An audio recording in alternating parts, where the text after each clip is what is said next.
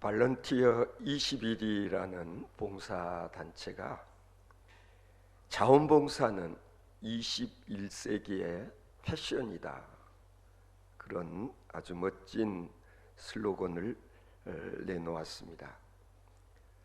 한마디로 21세기의 유행은 남은 시간 그리고 남는 에너지, 남는 건강과 그리고 재능과 이 돈 등을 남을 섬기고 그리고 사회를 섬기며 가정과 교회를 섬기는 것이다 라는 의미로 이 말을 사용하지 않았을까, 그렇게 생각이 됩니다.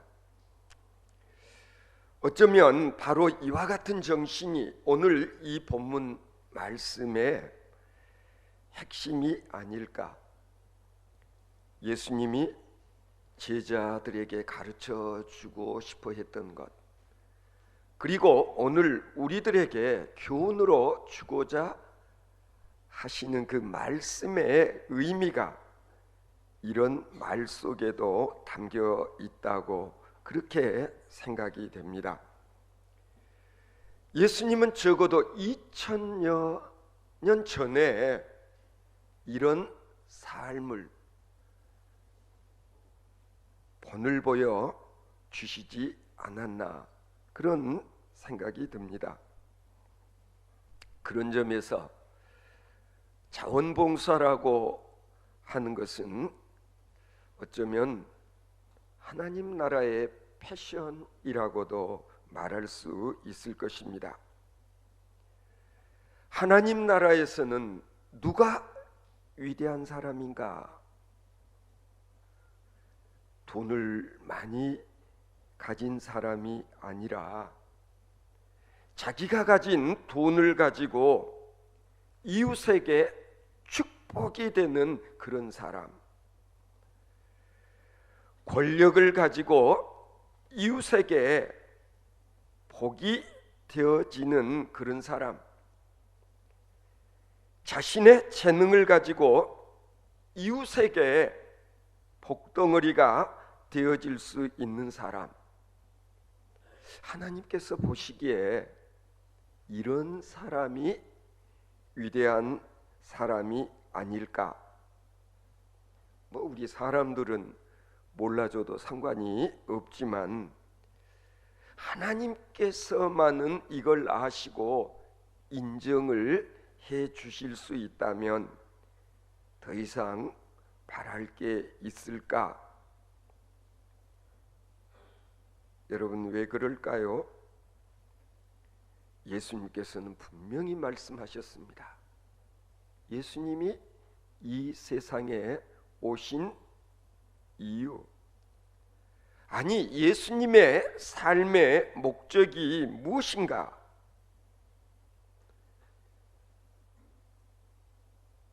억눌리고 병든 사람들, 힘도 명예도 돈도 없이 사회로부터 무시를 당하는 그런 사람들, 예수님께서는 그런 자들을 챙기시고 그런 자들을 세워주시기 위해서 이 땅에 오셨노라고 그렇게 분명히 말씀을 하고 있습니다. 인자가 온 것은 섬김을 받으려 함이 아니라 도리어 섬기려 하고 자기 목숨을 많은 사람의 대속물로 주려 함이니라. 오늘 본문 28절 말씀입니다. 예수님의 이 인생의 목적이 우리 삶의 궁극적인 목적이 되어야 하지 않겠습니까?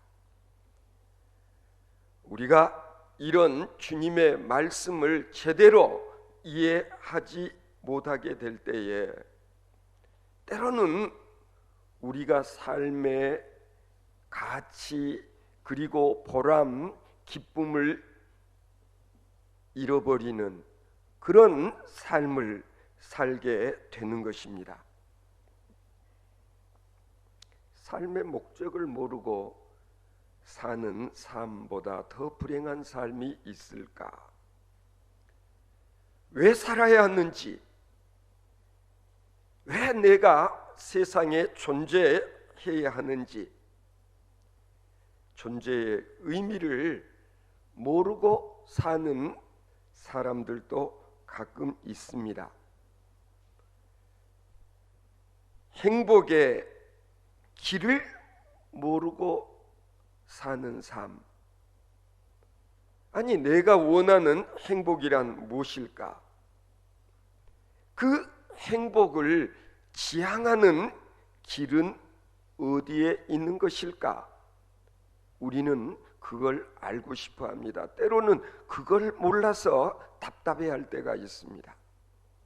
우리 드림교회로서는 처음으로 전도지를 제작했는데요. 여러분, 전도지 한번 보시기 바랍니다. 제가 여러 가지 전도지 샘플 중에서 골랐습니다. God is love, 하나님은 사랑이시다. 그리고 안을 들여다보면 행복한 삶이란 무엇인가? 바로 그런 메시지가 담겨져 있는 전도지. 우리가 가야 할 바른 길을 모르고 생을 살 때에 사실은 행복할 수가 없는 것입니다. 오늘 본문에 보면 예수님께서는 이 세상에 오실 때부터 뚜렷한 삶의 목적을 가지고 오셨고, 그리고 오로지 그것을 위해 사셨습니다.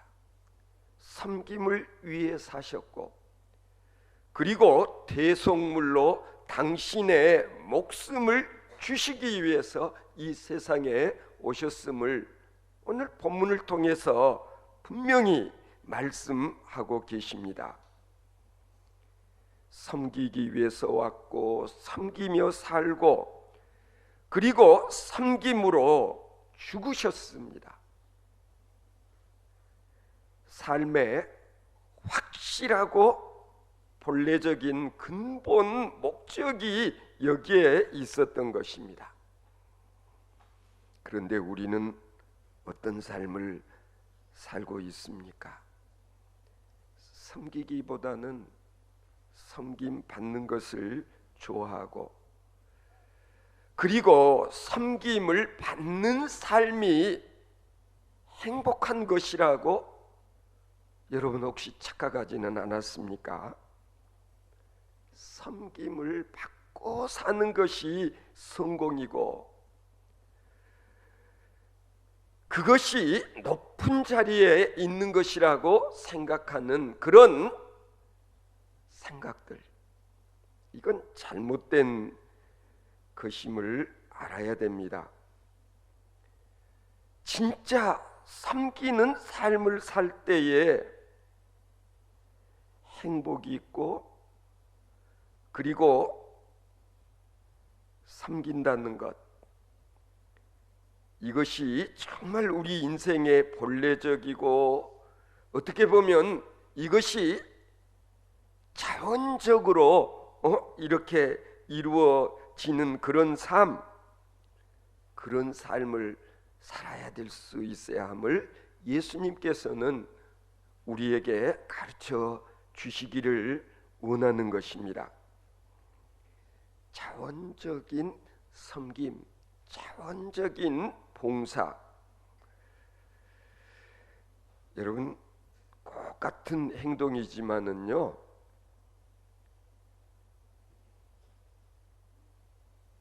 주는 것 그리고 빼앗기는 것, 차이가 뭐라고 생각하십니까? 주는 것이냐 아니면 빼앗기는 것이냐? 우리들의 삶 속에서 이것은 내 마음의 문제에서 갈려진다, 그렇게 말씀드릴 수가 있습니다. 내가 평소에 어떤 마음가짐으로 삶을 살고 있는가? 오늘 적어도 여기에 대한 분명한 이해가 있었으면 좋겠습니다. 똑같은 행동이지만 내 마음으로부터 주면 주는 것이고, 마음이 없이 주는 것은 빼앗기는 것이다. 여러분, 이해가 가십니까? 그래서 어떤 사람은 주고 사는가 하면 어떤 사람은 매번 뺏긴다고 생각하면서 세상을 사는 사람이 있다는 것이죠. 진정한 기쁨은 어디서부터 주어지는 것일까? 나는 주고 산다. 아니, 나는 빼앗기면서 산다. 여기에서 분명히 갈려진다는 것입니다. 예수님께서는 오늘 본문 말씀 가운데서 이렇게 말씀하십니다. 나는 섬기려 하고 내 목숨을 많은 사람의 대속물로 주려 함이니라. 주는 것이 삶의 목적이라고 분명히 말씀을 하십니다. 그런 점에서 예수님께서는 자원봉사는 21세기의 표신이다, 뭐 이런 말의 원조 바로 예수님이시다, 그렇게 말할 수 있을 것입니다. 예수님은 우리에게 무엇을 주시는가? 생명을 주시고 사랑을 주시고 특별히 당신의 의를 우리에게 주셨습니다. 아니, 예수님께서는요, 우리를 살리시기 위해서 당신의 생명을 주셨다. 우리가 죽어야 되는데 예수님께서 대신 죽으셨다는 것입니다. 그런데 우리는 어떻습니까? 이런 생각을 하면서 살고 있지 않습니까? 주는 것도 좋고 베푸는 것도 좋지만 그래도 죽기 전에 누군가가 좀 내가 이런 일들을 하고 있음을 알아줬으면 좋겠다, 그런 생각 여러분 하지 않습니까? 솔직히 내가 좀 좋은 일을 하고 선행을 하면서 내가 이렇게 멋있는 삶을 살고 있음을 다른 사람이 좀 알아줬으면 좋겠다. 그런데요, 적어도 우리가 신앙인이라면 이런 생각을 하는 순간 나는 신앙의 실패자가 되고 만다라는 걸 알아야 된다는 거예요. 우리들에게는 이런 마음조차 없어야 한다, 그런 뜻입니다. 우리가 누군가를 위해서 나누고 베풀고 그리고 주면서 그런 생각을 하지 않아야 된다는 얘기. 무슨 얘기냐면 줄 때는 조건이 없이 주어라는 것입니다.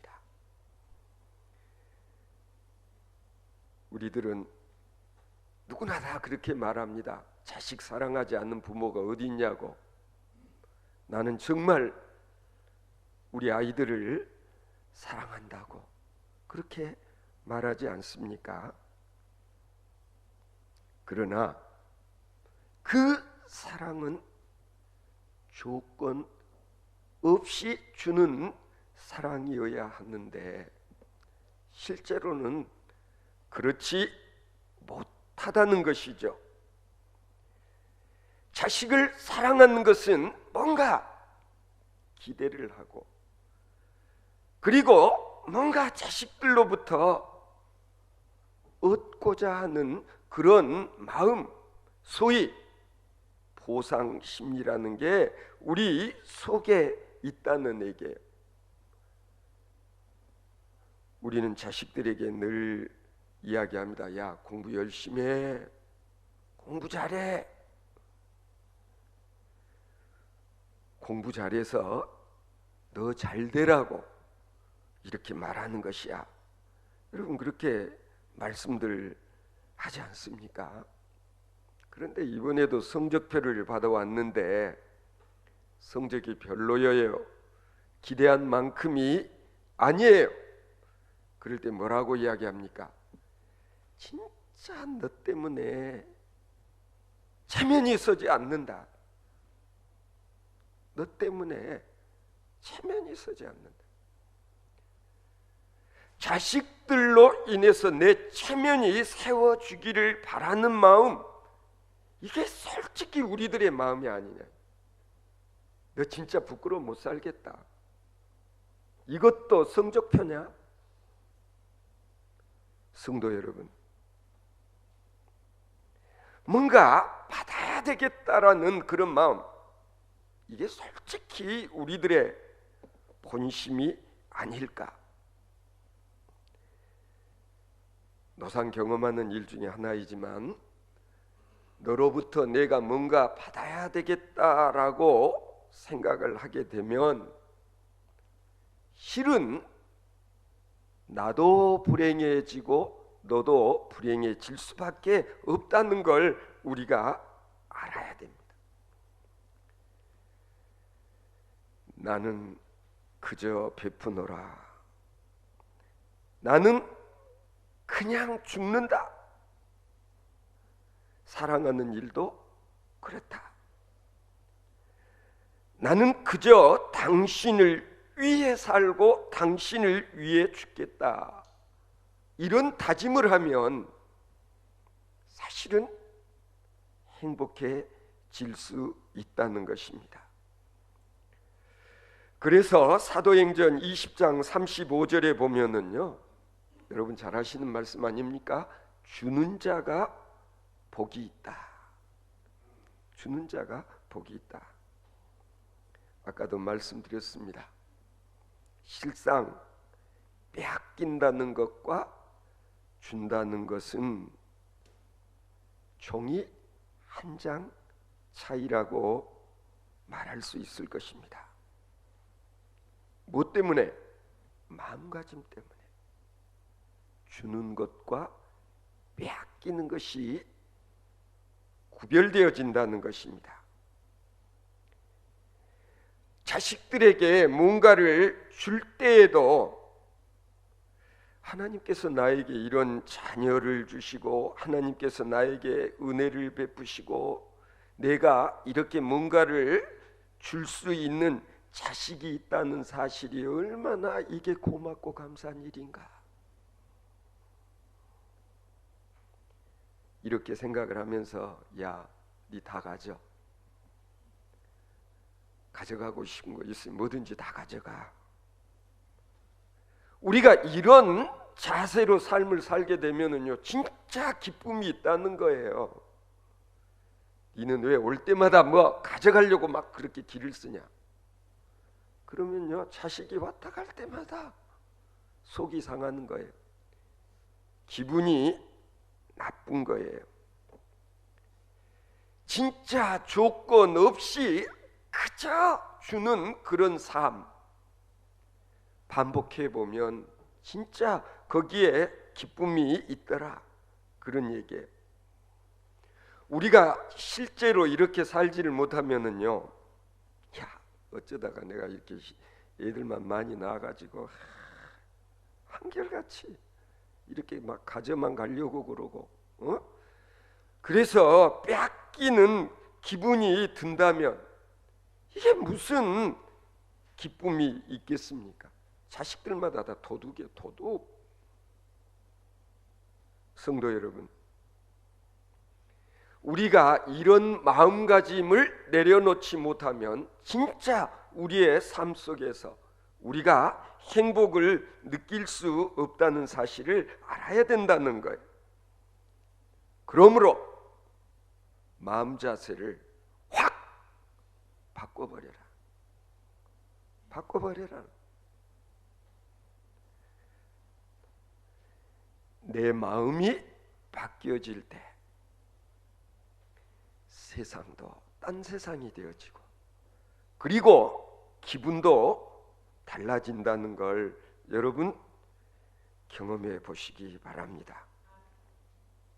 나이가 들면서 나는 어떤 기분으로 삶을 살고 있는지 오늘 한번 생각해 볼 수 있어야 되지 않겠습니까? 스위스의 유명한 심리학자 폴 투르니에라는 분, 아마 이름 들어보신 적 있으실 겁니다. 이분은요, 인생의 단계를 세 단계로 나누어서 설명을 했습니다. 첫 번째 단계, 아동기, 어린아이의 시절이 우리에게는 있다는 거예요. 어린아이 시절에는 열망하는 것이 뭐일까요? 내가 아이였을 때 늘 바란 게 뭐였다고 생각하십니까? 그것은 소유라는 거예요. 먹는 것, 내가 뭔가 가지는 것, 이게 행복의 기준이라는 거죠. 어렸을 때는, 아이였을 때는 그래서 항상 더 많은 걸 가지려고 해요. 그래서 언니와도 싸우고 오빠와도 싸우는 거예요. 왜? 더 가지려고. 그래서 뭔가 내가 거머쥐었을 때에 행복하고 내 손에서 떠나가게 되면은 불행하다고 생각을 합니다. 이게 아동기의 특징이다. 두 번째, 청년기라는 게 있다는 것이죠. 인생의 청년기. 이때는 보다 많은 것을 체험하고 싶어 합니다. 보다 더 많은 지식을 얻기 위해서 보다 많은 세계를 경험하고 싶어서, 때로는 이전에는 무전여행이라는 것도 시도도 하고, 할 수만 있다면 배낭여행이라든지 더 많은 곳을 다녀보고 싶어 합니다. 내가 뭔가를 다 경험해보고 싶은데 경험할 수 없을 때에 불행하다고 생각합니다. 이게 바로 청년기의 특징인 거예요. 할 수만 있다면 내 자신의 세계를 좀 더 확장해보고 싶은 그런 꿈, 이게 청년기의 특징이라는 거죠. 그런 시기가 우리에게 있었습니다. 그리고 세 번째는 인격의 열망의 시기, 그게 바로 소위 장년기라는 거예요. 장년기가 되면 행복이라고 하는 것은 소유에 있는 것도 아니고 그냥 체험을 많이 하는 것도 아니라는 것을 알게 된다는 거예요. 이것 다 부질없는 것들이다. 내가 가져도 보았고, 그리고 이런저런 경험도 해볼 만큼은 해봤는데, 그것을 통해서 내가 와, 기쁘다, 행복하다, 아니라는 걸 알게 됐다는 거예요. 그것이 여러분 무엇이라고 생각하십니까? 내가 지금까지 살아오면서 이제서 깨달아 알게 된 것은 베푸는 것만이 남는 것이요, 뭔가를 남에게 주고 사는 이것이 진정 행복한 것이다. 그래서 제가 가끔 그런 기도 드리지 않습니까? 나누고자 할 때, 베풀고자 할 때 하나님 손이 비는 일이 없게 해주시옵소서. 내가 지극히 적은 것이라도 누군가에게 나누고 베풀 때에 정말 기쁨이 있고 행복하다. 우리는 이런 삶을 살 수 있어야 된다. 적어도 장년기가 되면 내가 지금까지 그래도 베푼 그 덕, 남들로부터 덕인이라는 말을 들을 수 있다고 하는 것, 이보다 더 귀한 게 어디 있을까? 행복이라고 하는 것은 살아보니 소유하는 것이 아니라 이것을 주는 것이 진정한 행복이라고 하는 것을 깨달아 알게 될 때, 사실은 그때 인격적으로 뭔가 좀 성숙해진 그런 사람이라는 것을 장년기에서야 알게 되더라. 이런 주장, 여러분 어떻게 생각하십니까? 성도 여러분, 우리는 예수 그리스도를 주라고 고백할 뿐만 아니라 우리가 예수를 그리스도라고 그리고 주님이라고 그렇게 부르면서 적어도 우리는 주님처럼 살려고 노력을 해야 되지 않는 것이냐. 아니, 주님이 가신 그 길, 아니 나도 주님처럼 좀 살아보고 싶다. 그런데 예수님께서 말씀하시기를 나는 섬기기 위해서 왔노라. 여러분, 우리가 진정한 그리스도인이라면 바로 예수님이 가셨던 그 길, 예수님께서 사셨던 그와 비슷한 삶을 살려고 노력하는 과정에서 우리는 진정한 기쁨, 행복을 누릴 수가 있다는 얘기예요. 요한복음 12장 24절에 보면 한 알의 밀이 땅에 떨어져 죽지 않으면 한 알 그대로 있고 죽으면 많은 열매를 맺느니라. 한 알의 밀이 땅에 떨어져 썩어짐으로 인하여서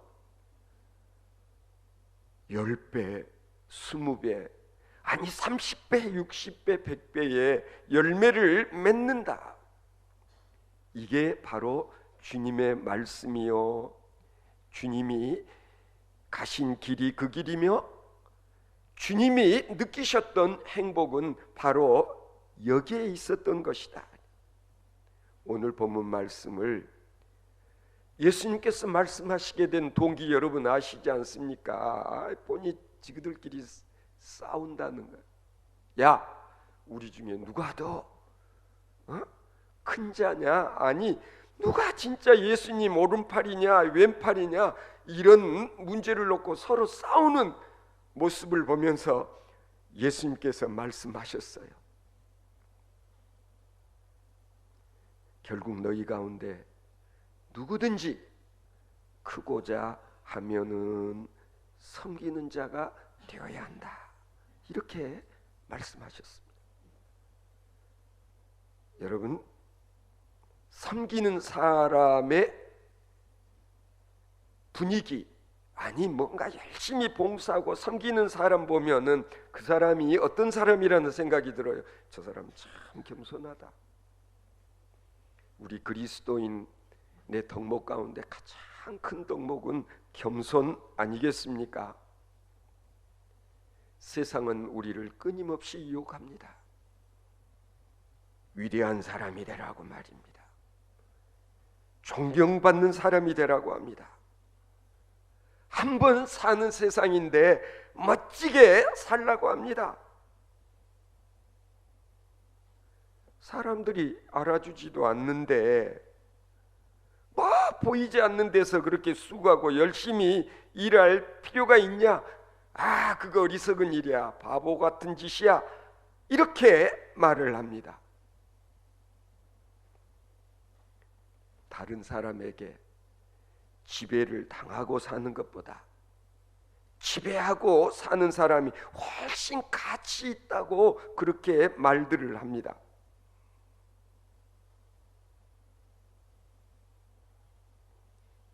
그래서 우리는 교회에서 신앙생활 한다고 하면서도 이런 말에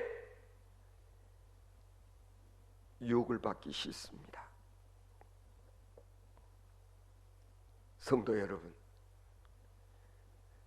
주님의 몸된 교회의 한 지체로서 평생 주님이 꿈꾸셨던 삶, 주님의 그 삶의 목표를 나의 삶의 목표 삼아서 그리스도인으로서 서로 섬기는 삶을 통해서 누릴 수 있는 진정한 행복을 우리가 누리며 살아가는 우리 드림교회 성도 여러분들 되어질 수 있기를 바랍니다.